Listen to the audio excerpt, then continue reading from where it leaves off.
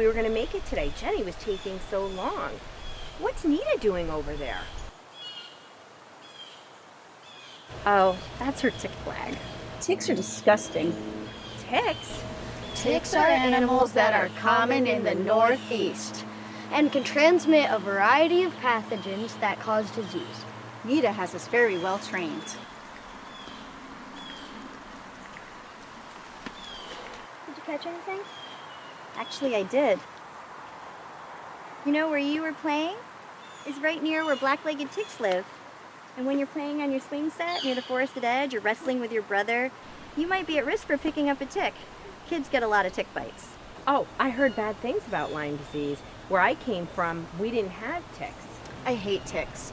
Actually, I read something on Facebook that they can leap down from the trees into your hair, so I've been wearing a hat to protect myself. And I'm thinking about paving the entire yard to keep them off the kids. I'm probably going to spray this year. Spraying is so bad for the environment. I've lived here all my life. Lyme isn't that big of a deal. Hi.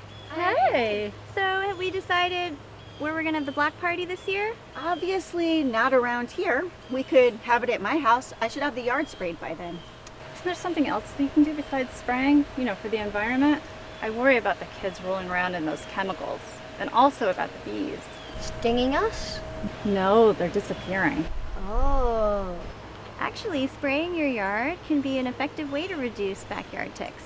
You just have to know what to spray, when to apply it, and how to do it in a safe and responsible way. I pull up my socks and wear a hat. And that's a great start. And actually, ticks don't generally fall out of trees. They tend to live closer to the ground.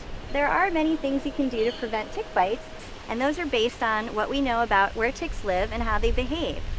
And that can go a long way towards preventing Lyme disease and other tick-borne illnesses, which can be very serious. The most important thing is that you make informed choices that are based on evidence, so you can empower yourself to make good choices to protect you and your family. Where do we start? Well, there are two main ways that you can address prevention. One is using personal protection, like wearing protective clothing and using repellent.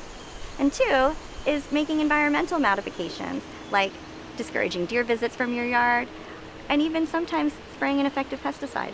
I think she's talking about where we're going to have the block party. Well, we haven't had it at my house. We can have it there.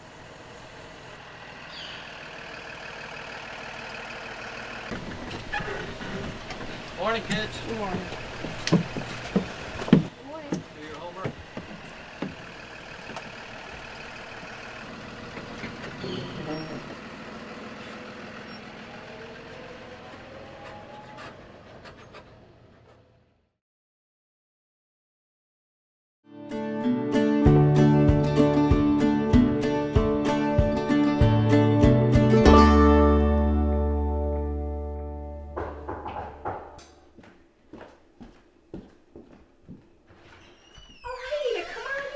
Roseanne, thanks for inviting me. Oh, I'm so glad you came. Wow, what a beautiful house you have. Oh, thank you. How do you like the neighborhood so far? We have really been enjoying it, and the kids have settled in. We love the yard. They love the other kids. It's been great. Oh, great. Wow, what great tick habitat you have. Oh. Have you thought about doing any personal protection to prevent tick bites or any tick-safe landscaping? We're just learning about ticks, and honestly, it feels kind of overwhelming. I don't even know where to start, and to be honest, I'm not even sure I know what a tick looks like. Well, I know it can be overwhelming, Mm-hmm. but I always tell people to be aware rather than afraid. The idea of a tiny blood-sucking creature can be pretty scary, but I always say that if you know a little bit about what a tick looks like and how it behaves, that goes a long way to figuring out how to prevent tick bites. Ticks spend most of their time under the dead leaves where it's very humid. They climb up nearby plants where they can wait for an animal to walk by, and then they can grab hold. Backyards that border forested areas like yours are particularly risky because most backyard ticks live in the forested edge and just nearby. See how your kid's playset is located right next to the woods? Yes, I put it in a shady spot on purpose. A lot of people do. Unfortunately, it's right next to the forested edge, and so it's possible that ticks could be located on the ground next to the playset. Ideally, we want playsets or other recreational areas to be located at least 10 feet from the forested edge. Maybe I should just tell the kids to stay out of the woods. It certainly would be easy if I could say you'd be fine if you just stay out of the woods. Inevitably, a ball rolls out there, or it's a hot day and the kids want to play in the shade, and you or your family end up in tick habitat again. Is there anything less dramatic than moving the whole playscape? Well, first you can use personal protection. You can wear light-colored clothing when spending time outdoors so you can easily detect ticks that may be crawling upon your clothes. You can also wear repellent on your skin.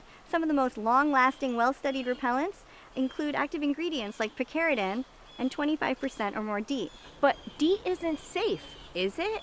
I can't put that on my kids. Actually, the American Academy of Pediatrics recommends up to 30% DEET for protecting children 2 months of age or older. People tend to think that DEET isn't very safe, but research shows it's safe when used according to label directions. When it comes to protecting my family, I would rather use a repellent that's been studied and shown to be effective than put my kids at risk for Lyme or another tick-borne illness. The Environmental Protection Agency has an excellent website called Find the Repellent That's Right for You.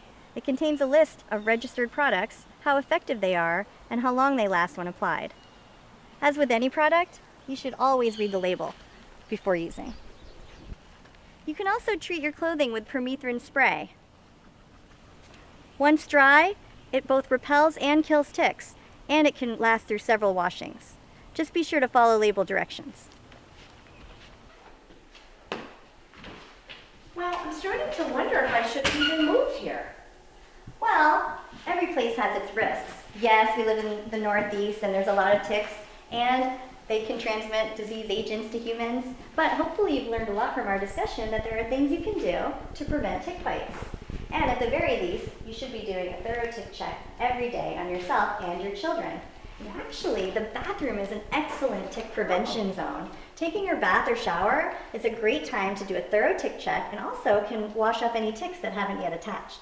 Well, I certainly can take a couple minutes when I'm in the shower to do a tick check. We actually did a study and found that people who did tick checks or bathed shortly after coming indoors were less likely to get Lyme disease than their neighbors who didn't.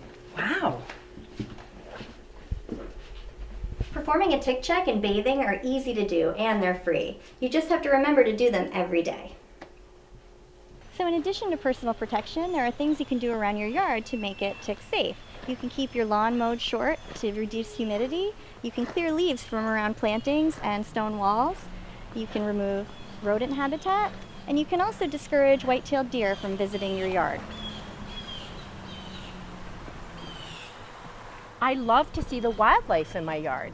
Well, deer serve as the main host for the adult stage of the tick. Usually that means that if there's more deer in an area, there's more ticks. You can discourage deer from visiting your yard by spraying the plants with a deer repellent spray or by planting deer-resistant plantings. You can also put up a deer fence that's at least 8 feet tall.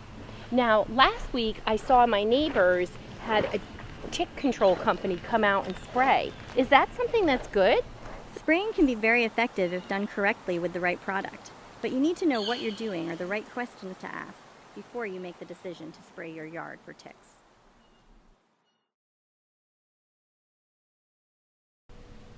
There you go.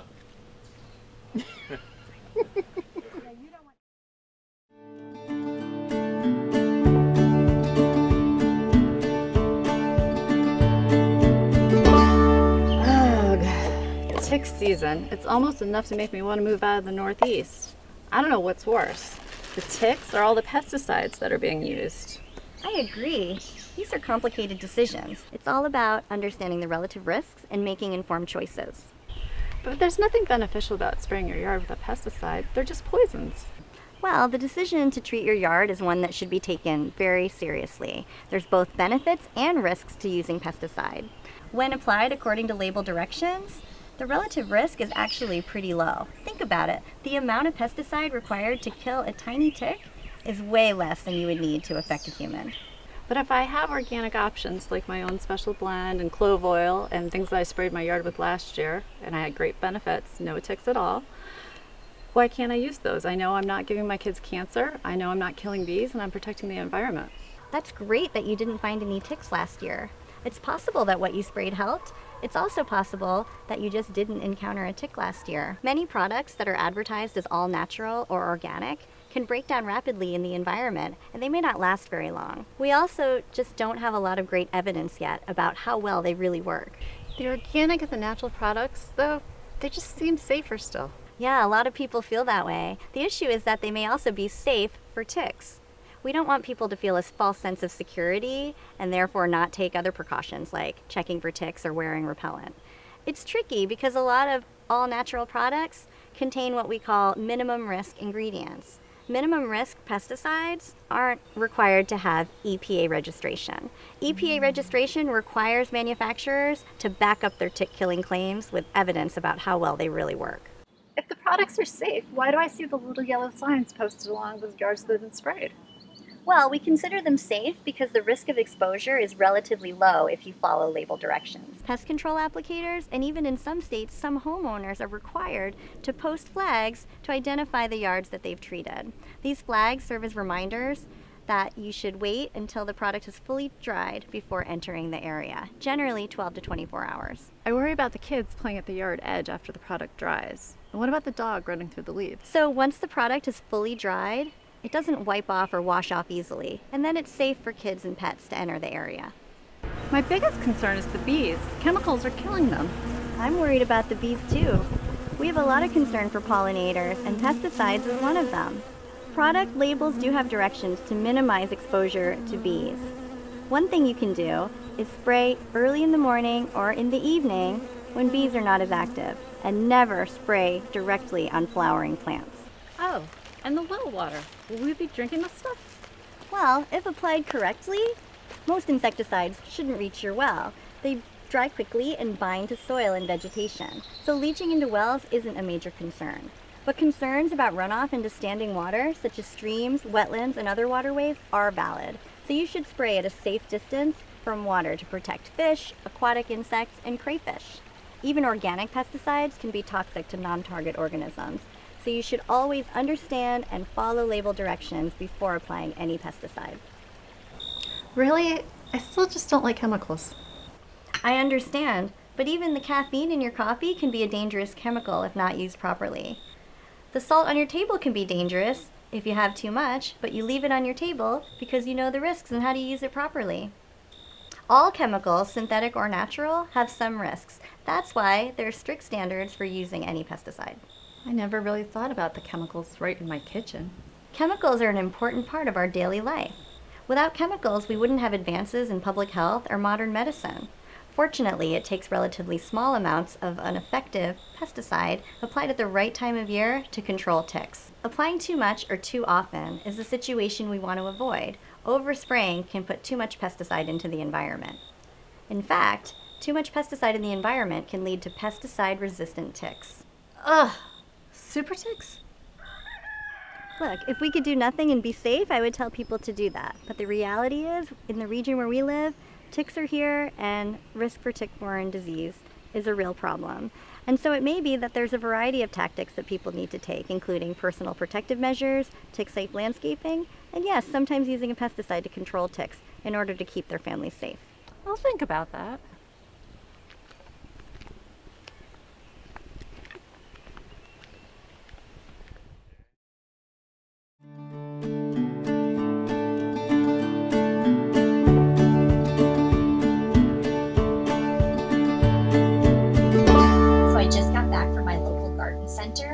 Undercover. I wanted to see what kind of tick treatments they sell. So my story to the salesperson went like this. Ugh, I hate ticks. I found 2 on my dog and 1 on my daughter last week. I want to put something in my yard that's going to annihilate all the ticks. I want all ticks dead. And the salesperson said, okay, what product do you want to use? And I said, I don't know. What product should I use? And so he pointed to a whole shelf full of products and said, these should work. Choose what you like. So if I didn't already know a little bit about this, I would have been really overwhelmed. There were dozens of products on the shelf and they had really long labels. And so in the end, I chose to buy all the products whose labels said that they would control ticks. Let's go take a look. There's 4 main groups of pesticides. The first are known as minimum risk pesticides, and these include products that have natural ingredients such as essential oils, thyme, rosemary, cedarwood, and garlic. And so there are a limited number of studies evaluating the effectiveness of these products for killing ticks, and so we don't really have a good handle on how well they work. And they also don't need to be EPA registered. Second, we have a group of pesticides known as pyrethrins. Pyrethrins are derived from chrysanthemum flowers, and there are several studies that show that pyrethrins can be effective at killing ticks. But they do break down rapidly in the environment and they need to be reapplied often. Third, we have a group of pesticides that are biopesticides and they contain a fungus. And this fungus has been shown also to be effective at killing ticks. But similar to pyrethrins, they need to be reapplied often. Last, we have a group of pesticides that are synthetic pesticides, and that includes a group of pesticides known as synthetic pyrethroids. Now, there's a lot of good scientific evidence that show that just a single application of a pyrethroid can provide long-lasting tick control if applied at the right time of year for the whole nymphal tick season. So if you choose to apply a different product, just know that you may have to reapply it often to control ticks throughout the spring and summer months when the nymph stage of the tick is most active. Now this product says that it kills ticks, and when I look at the active ingredients, I see that it contains bifenthrin. And bifenthrin is a synthetic pyrethroid that's known to kill ticks. And so when I look on the back, I see that it has an EPA registration number. So I know that this product has been tested for safety and effectiveness. So you're going to have to do a little research to figure out what you want to apply.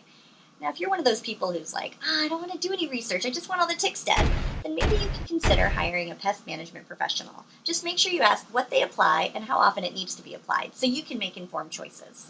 And while spraying may help, I always remind people that they should perform daily tick checks after spending time outdoors. Kind of like other things you do to stay healthy, like applying sunscreen and not smoking to prevent cancer, but you still need to go for regular screenings and perform self-checks. Just needs to become a habit like other things you do regularly, like brushing your teeth daily or wearing a seatbelt.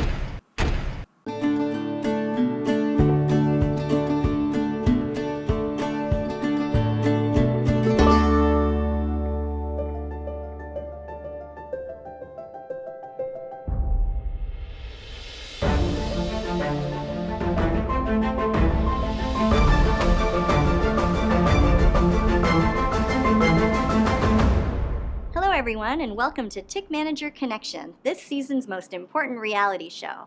I'm your host, the crazy tick doctor who lives down the street. Tonight we welcome Roseanne from Ridgefield, Connecticut. She's a wife, a mom, and a newcomer to New England. Now she's heard of Lyme disease, and she's looking for Mr. or Mrs. Right, the right pest management professional, that is. She's hoping that this person can help reduce ticks and protect her family from tick bites. Hi. We're an active family and we love to be outdoors, and we just want to make the right choice to keep our family safe. And we want to be able to enjoy our beautiful backyard in Connecticut. We love being out in nature, but we don't love ticks. Let's see if Roseanne can make a connection with the tick management professional of her dreams. So I heard you're natural. What does that mean? Well, I'm all natural. I don't use any synthetic products. So I'll be around your house every couple weeks for a new application. And what exactly do you apply? One of the products we use is called pyrethrin. It comes from flowers. Research shows it kills ticks. I need to spray more often, but it works. Does it cost more than synthetic products? Sure. Does it degrade in the sunlight? Sure, but that's why I spray more often. Or if you want something completely different, I can spray cedar oil. I may need to come out a few more times, but it's another natural option. And just to confirm, how does the cedar oil work? My customers like it, and scientists say that cedar oil kills ticks. Just to clarify, are you talking about nucatone, the compound from Alaskan yellow cedar that has been shown to control ticks? Well, it's cedar oil, I can tell you that much. I heard that there are no nucatane products on the market. Is that right?